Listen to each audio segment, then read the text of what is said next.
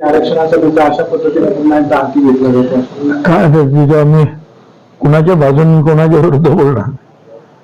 मी एवढंच सांगेन की बाबा सगळ्यांना जे आहेत त्या सुखसोयी ज्या आहेत मिळायला पाहिजे, त्या दृष्टीने प्रयत्न करायला पाहिजेत. आता मराठा समाजाला पण वेगळं आरक्षण दिलेलंच आहे. नंतर आता किती लाख 55 लाख काय कुणबी सर्टिफिकेट वगैरे कुणबी नोंदी सापडल्या. आता त्याच्यानंतर काहीतरी कुठलं तरी हैदराबाद गॅझेट आमचं गॅझेट आता ते चालूच राहिलं. ते मारुतीच्या शब्दासारखं जे आहे अभ्यास पुराणामध्ये ऐकलेलं होतं कथेमध्ये तो एक झालं काही एक झालं काही नाही तर बसले उपोषणाला. आता ते बसले म्हणून ओबीसीची मंडळी पण सगळी बसले. मग त्याच्यामध्ये